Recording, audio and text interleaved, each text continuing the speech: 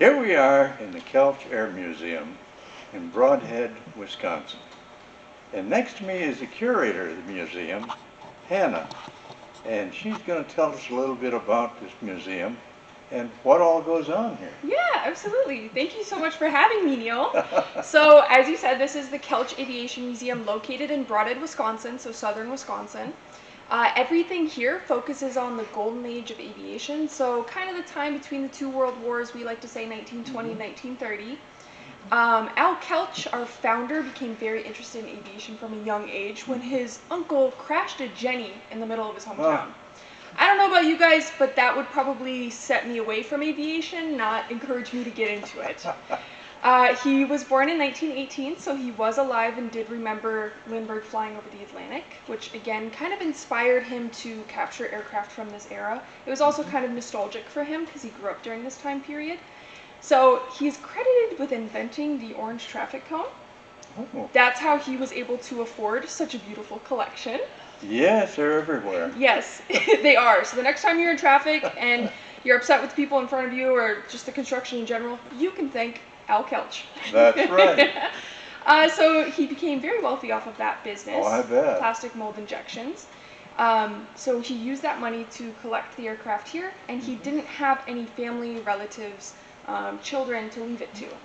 So he created a trust in the 90s and said, hey guys, I don't want my collection to be parted out once I pass away. Please keep it all together and heck, make a museum.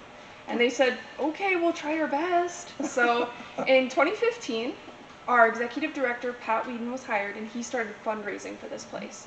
And then in 2019, we broke ground for this hangar that we're in currently, and we parted out the museum into 3 different phases, and now we have been fully operational and completely finished since 2024, but we opened in 2021. And 2026 is actually our 5-year anniversary.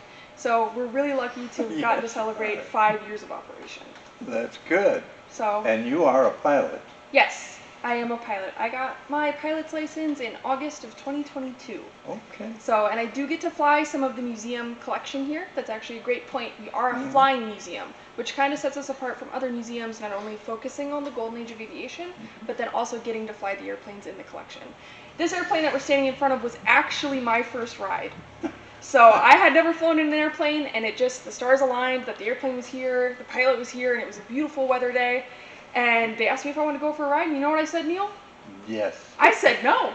Oh, really? I said, you guys are trying to kill me. I'm not going to go in that thing. Thankfully, the executive director, Pat Whedon, was like, you have to go. You're not saying no to this. And like you said, I've now got my pilot's license, and I get to fly for the museum. So it all worked out for the best. How many hours you got? At this moment in time, I have about 300 hours. Oh, that's good. Yeah. That's good progression. Yeah. I mean, you can get a commercial now. I can. I hope to.